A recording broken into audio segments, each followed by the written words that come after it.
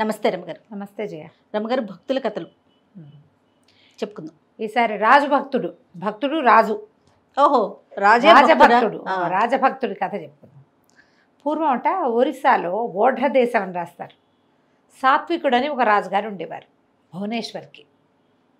అయితే ఇప్పుడు ఆయన ప్రతిరోజు జగన్నాథ స్వామి దేవాలయానికి పాదచారిగా వెళ్ళి తాకట్టులో ఉన్న బంగారాన్ని విడిపించి ఆ రోజు ఆన్లైన్ రేటుకే మేము కొంటాం. Sharma gold company. స్వామివారి నైవేద్యం అయ్యాక మొట్టమొదటి ప్రసాదం తీసుకుని వచ్చేవాడు. మహాభక్తుడు. ఎంత భక్తుడు!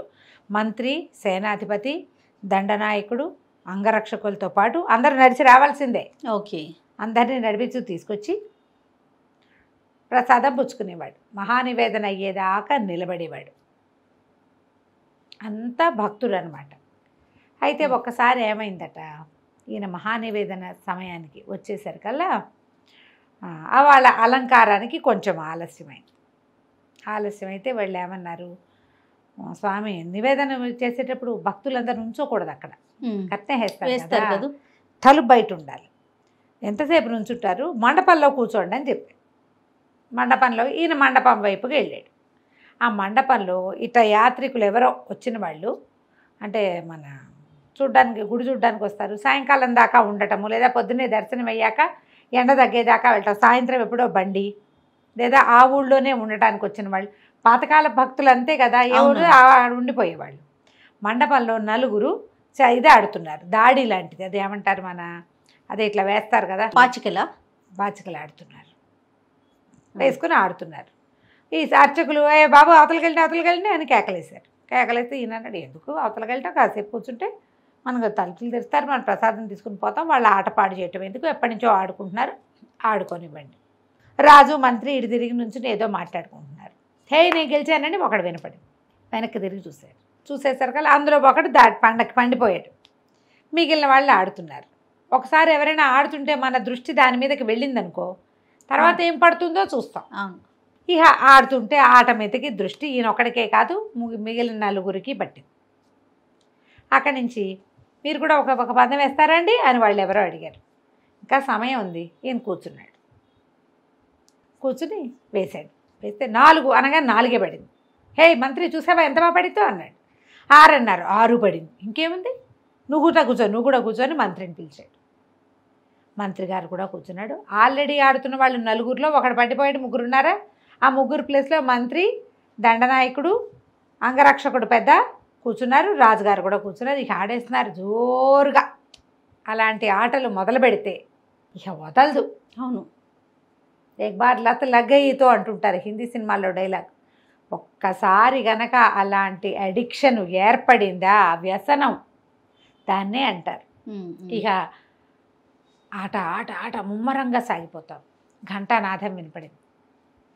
స్పృహ లేదు, ఆడేసుకుంటున్నారు. రాజుగారు రాలేదని చూస్తున్నారు. మిగిలిన భక్తులంతా అక్కడ నిలబడి ఉన్నారు.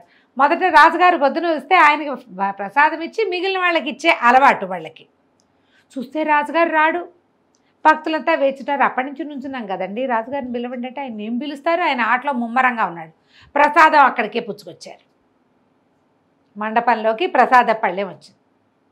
ప్రభు చేయబెట్టండి ప్రసాదం వచ్చిందంటే ఆయన ఈ చేత్తో వేసు అని ఎడం చేయి చాపాడు. ఎడం చేతిలో పెట్టలేక ఊరుకున్నారు వాళ్ళు. ఎడం చేతిలో ఎట్లా పెడతారు ప్రసాదం కదా. దాంతో వాళ్ళు వెనక్కి వెళ్ళిపోయారు. ఆట అయిపోయాక అప్పుడు రాజుగారికి కూడా తెలిసింది. ఇంకా నివేదన అవ్వలా, పదండి ప్రసాదం తీసుకుందాం అన్నాడు. అనగానే గుడి తలుపులు మూతపడిపోయాయి.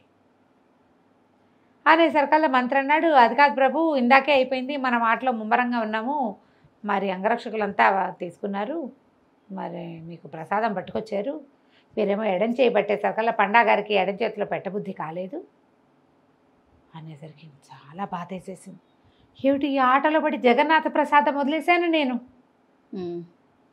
ఇలాంటి వ్యామోహమా నాకు ఇలాంటిది ఉందా అని సాత్వికుడు విపరీతంగా బాధపడిపోయాడు. ఏడ్చేశాడు అక్కడ నిలబడి. ప్రసాదం తీసుకోకుండా గుళ్ళోంచి ఎట్లా వెళ్తాను, 10:30కి తీసుకోవాల్సిన ప్రసాదం అపరాహ్నం అయిపోయింది, 12:30 అయిపోయింది. ఆట. ఆయన చాలా దీనవదనంతో కాళ్ళు ఈడ్చుకుంటూ వచ్చాడు. దీనికి ఏదైనా చెయ్యండి, ఈసారికి అయింది పొరపాట్లు ఎప్పుడైనా అవుతాయి, మీరు ఎప్పుడు ఇట్లా చేసిన వాళ్ళు కాదని ఎంత నచ్చజెప్పినా ఆయనకి నచ్చుబాటు కాల. దుఃఖిస్తూనే ఉన్నాడు, బాధపడిపోతూ. బాగా ఆలోచించాడు, నేను ఎడంచేయి పట్టడం ఏంటి ప్రసాదానికి, ఆడితే ఆడని కుడిచేయి పట్టి ఉండొచ్చు కదా, అంత ఒళ్ళు తెలియనితనం నాకు ఎందుకు వచ్చింది, పెదవ ఎడంచేయి, దీనికి తెగ్గొట్టేసుకోవాలనిపించింది ఆయనకి. ఇది ఒకటి ఉండబట్టి కదా నేను చేజాపాను, నేను తప్పు కాదు, ప్రసాదానికి ఎడంచేయి పడతానా, నేను రాజునయ్యుండి నేను ప్రజలకు ఏమి చెప్తాను, నేను పైగా నేను ఊడిస్తే కానీ రథం కదలదే, నాలాంటి సేవ జగన్నాథుడు ఒప్పుకుంటాడా, ఇంకా వ్యసనపరుడి సేవ ఒప్పుకోడు ప్రభువు, నేనేం చేయను, రేపు నేను వెళ్తే నా మొహం మీద తలుపులు మూసేస్తాడేమో, అట్లా ఎన్నెన్నెన్నెన్నో ఊహించేసుకున్నాడు. ఇక నన్ను కరుణించడు, నా దేశం ఏమైపోతుందో, నా వల్ల నేను చేసిన ఒక వెధవ పని, ఒక పొరపాటు, ఒక వ్యసనపరత్వం వల్ల ప్రజలంతా కష్టపడతారు. ఇట్లాంటి దుర్మార్గులైన రాజులు ఉన్నప్పుడు అకాల వర్షాలు వస్తాయి, క్షామం వస్తుంది, నా వల్ల నా రాజ్యం అంతా పాడైపోతుంది, జగన్నాథుడు వెళ్ళిపోతాడేమో ఓడ్ర దేశాన్ని వదిలిపెట్టి. ఇక పలకకపోతే ఇట్లా పిచ్చిగా ఆలోచించేసుకున్నాడు, ఏడ్చేశాడు. అన్నం తినలా, ఎంత బతిమలాడినా ఆహార స్వీకారం చేయలే. తెల్లవారి జామున ఏమనిపించింది ఆయనకి, రాత్రికి ఈ చేయి తెగ్గొట్టేసుకోవాలి, నా అంతటి నేను తెగ్గొట్టుకోలేనేమో అని చెప్పి ఏమన్నాడు, మంత్రి కబురు చేశాడు. మరి నాకు ఏవో పిచ్చి కళ్ళు వస్తున్నాయి, ఏవో చేతులు వస్తున్నాయి గదిలో ఇంచి బయటికి, అలాగ తెలుస్తుంది కిటికీలో ఇంచి, నువ్వు కిటికీ బయట ఉండు, ఏదైనా ఒక చెయ్యి కిటికీలో నుంచి బయటకు వస్తే ఆ చెయ్యి తెగ్గొట్టేసేయి అని చెప్పాడు. రాజుగారు అసలు ఏడు చచ్చిపో ఇదైపోతున్నాడు కదా, ఆయన బాధపడిపోతున్నాడు. సరే ఆయనకి కళ్ళు వస్తున్నాయి, కళ్ళలో కనపడిన చేతులు విడిగా నేను పడగొట్టడం ఏమిటి, ఆయనకు వస్తుంది కళ. ప్రసాదం తీసుకోపోవటం వల్ల ఆయన మనసులో కలుగుతున్న బాధల వల్ల వచ్చే హల్యూసినేషన్స్, ఆయన మాట కాదంటే ఎందుకు, అలాగే ప్రభు ఇక్కడే నుంచుంటానన్నాడు. ఆయన పోయి కిటికీ పక్కన కత్తి మోహరించుకుని రెడీగా పెట్టుకుని నుంచుని ఉన్నాడు. సరే ఈయనేం చేశాడు, తెల్లవారి 5 గంటలకి ఎడం చేయి బయటికి చెప్పాడు కిటికీలోంచి. మంత్రి ఆశ్చర్యపడి, ఇదేమిటి ప్రభువు చెప్పినట్టే నిజంగానే చెయ్యి వచ్చిందే, చెయ్యి కాస్త కొట్టేశాడు. కొట్టంగానే కేవ్వమని కేక వినపడింది. కేక వినపడేసరికల్లా ఒరే దీపం తిండి ఏదో అవుతోందని కేకలు పెట్టాడు మంత్రి. ఏమవుతుందో తెలియలే, చెయ్యి దిగితే రాజైతే మాత్రం ఏడుస్తాడు, వెతగా కేకలు పెడతాడు కదా, అరిచే తెగిపోయింది ఇక్కడ దాకా, ముంజి మణికట్టు దాకా కోసేశారు. అక్కడి నుంచి లోపల భటులు పరిగెత్తుకొచ్చారు. అదంతా నిద్రపోయే సమయం, ఎవరుంటారు, జోగుతూ ఉంటారు. అక్కడి నుంచి చిన్న దీపం ఉంది లోపల, పెద్ద దీపాలు దివిటీలు అన్నీ పుచ్చుకొస్తే ఏముంది, రక్త పణుకులో కూలిపోయి ఉన్నాడు రాజు. ఆయన చెయ్యి అటు బయట పడిపోయింది, ఆయన లోపల పడి ఉన్నాడు. మంత్రి కేకలు పెట్టాడు, అయ్యో రాజహంతకుండి, నేను రాజరక్తాన్ని నేలపాలు చేశాను, మనకి క్షామం వచ్చేస్తుంది, నేను ఎంత పని చేశాను, ప్రభు ఇంత పని చేయించారా నాతోటి, ఈ పాపను నాతో మూట కట్టించారా అని వాళ్ళ ఏడ్చి పెద్ద కేకలు పెట్టాడు. ఇక ఈ కేకలకి మొత్తం జనం అంతా చేరారు, ఆడ మగ పిల్ల మేక మొత్తం సైన్యం, చుట్టుపక్కల ఉండే అంగరక్షకులు అందరూ వచ్చేసారు. రాజు నెత్తుటి మడుగులో పడి ఉన్నాడు. ఆయనకి ప్రాణాపాయం ఏం జరగల, చెయ్యి ఇక్కడ తెగితే ఈ నర్వు కట్ అయిందంటే ఎంత నెత్తురిపోతుంది. అక్కడి నుంచి వైద్యుడు ఎక్కడో దూరంగా ఉంటాడు. ఇక గుర్రాల మీద పోయి ఆయన లాక్కొచ్చారు, కట్టుకట్టాడు. అక్కడి నుంచి మంత్రి బాగా దుఃఖించాడు. నాతో ఇంత పని చేయించావా నువ్వు, ఏనాడైనా కత్తి పెట్టిన వాడినా, నీకు కల వస్తుందని నుంచున్నాను ఇక్కడ, నాతో తరిగిచ్చావు అని బాధపడ్డాడు.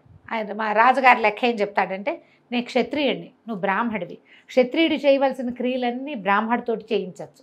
ఒకవేళ నేను ఒక 10 రోజులు ఊళ్ళో లేకపోతే నా బదులు నిన్ను రాజుని చేయొచ్చు, నువ్వు సర్వసమర్థుడివి, నా చేయి నేను నరుక్కోలేను కాబట్టి నీతో నరికిచ్చాను, అది నువ్వు నరికినట్టు కాదు, నేను నరుక్కున్నట్టే. ఎడం చేయి నరుక్కోలేక మన వల్ల కాదేమోనని నీతో చేయించాను, నువ్వు ఏమీ బాధపడద్దు అని బాగా ఓదార్చాడు. ప్రజలంతా అల్లాడిపోయారు. అసలు మొత్తం రాజప్రాసాదం అంతా గగ్గోలెత్తిపోయింది. తెల్లవారింది, రాజుకేవో ఉపచారాలు చేశారు, మందులు పోశారు, అవి దీనికేవో పసరు రాసి కట్లు కట్టారు. ఆ తెగిపోయిన చేతిని తీసి జాగ్రత్త పెట్టారు, పాతి పెట్టద్దు, అవశేషం లాంటిది అది. అక్కడి నుంచి ఆయన అన్నాడు, ఆ చేతిని పల్లకీలో పెట్టండి, పదండి జగన్నాథ దర్శనానికి వెళ్దామన్నాడు. ముందు రోజు ఆ పని చేసి మర్నాడు ఈ పని చేశాడనమాట. పల్లకీలో తీసుకుపోయారు. అక్కడి నుంచి ఈయన బయట నుంచున్నాడు. జగన్నాథుడు నన్ను రానిస్తాడో రానివ్వడు, నా చేతిని తీసుకెళ్ళి ఏ చెయ్యి అయితే పాపం చేసిందో అది వెళ్ళి జగన్నాథుడి గుమ్మల్లో నుంచుంటుంది. ఆ తలుపు దగ్గర నిలబడాలి ప్రసాదం ఇచ్చే వేళకి. అక్కడి నుంచి సరే ఆ పల్లకినేమో ఆ తలుపు దగ్గర పెట్టారు. రాజుగారేమో ధ్వజస్తంభానికి యువతల నుంచున్నాడు. నన్ను లోపలికి రానివాడు. ప్రజలు కొంతమంది లోపలికి పోయారు. నేను తప్పు చేశాను, నా జగన్నాథుడు క్షమిస్తేనే వస్తానన్నాడు. ఎటా క్షమిస్తాడు జగన్నాథుడు తెలీదు మనకి. అక్కడి నుంచి ఏమైంది, ఒక అరగంట గడిచింది అంటే మహాద్వారం లోపల నుంచి తలుపులు తెరుచుకునే మహానివేదన అయిపోయింది. గంటలు మోగుతున్నాయి. ప్రసాదం పుచ్చుకొచ్చారు భక్తులు. మన పండాలు పూజారులు ఉంటారు కదా, జగన్నాథ ప్రసాదాలు ఎన్నో చెప్పని భోగు చేస్తారు. ఆయనకి ఎన్నో ప్రసాదాలు ఎంతో వండుతారు. అవన్నీ పళ్ళెం పుచ్చుకొచ్చారు. రాజుగారికి ప్రసాదం ఇవ్వకపోతే ఆయనకు రోజు ఏం అలవాటు, ఇట్లా దోశలు పట్టడం అలవాటు. కుడి చేయి చాపుతూ అలవాటుగా రెండో చేయి కూడా చాపేసాడు, ముండి చెయ్యి.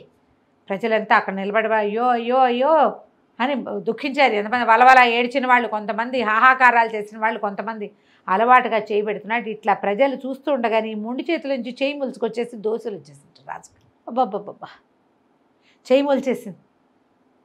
ప్రసాదం తీసి నోట్లో వేసుకున్నాడు. జగన్నాథుడు నన్ను క్షమించాడు అని ప్రజలంతా ఓహో ఉత్తుంగ తరంగంలాగా లేచింది. ఓహో స్వామి క్షమించాడు క్షమించాడు క్షమించాడు. అవజ్ఞని భగవంతుడు క్షమిస్తాడు ఎప్పుడు? పశ్చాత్తాపం వల్ల.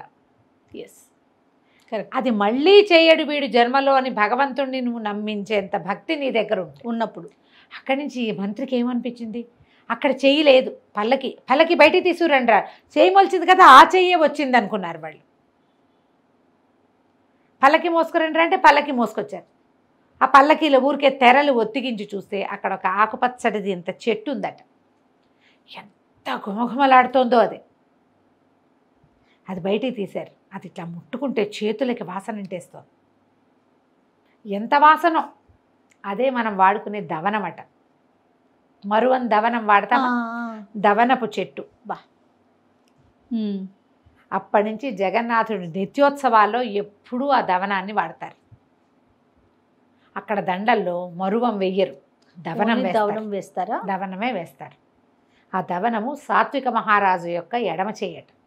బా, ఏం కథ చూడు. బా, ఎంత అద్భుతం రమ్మగారు. ఆ చెట్టుని పాతిపెట్టి దాని నుంచి ఎన్నో వేల వృక్షాలు వచ్చాయట. అదొక మహావృక్షంలాగా ఆనాడు పెట్టబడినటువంటి దవనవనం ఇప్పటికీ ఉందట పూరిలో. ఆ దవనం ప్రత్యేకంగా పెంచుతారు. మనకి దవనం పెరుగుతుంది మనకు కూడా. అక్కడి నుంచి వచ్చిందేట, పూరి నుంచి వచ్చిందే. జగన్నాథుడు ఎంత భక్త సులభుడో. ఇట్లా అడిగితే చాలు, తప్పు ఒప్పుకుంటే చాలు, అట్లా తీర్చేస్తాడట. ఇలాంటి ఎన్ని కథలు చెప్తారో పూరి గురించి. ఏమైనా కాయలు అవి పళ్ళు పెట్టాలనుకుని, ఎవరైనా నివేదన చేయాలనుకుని డైరెక్ట్గా స్వామికి నివేదన చేయకపోతే అది తినడానికి మనిషి వచ్చి తింటాట. అక్కడ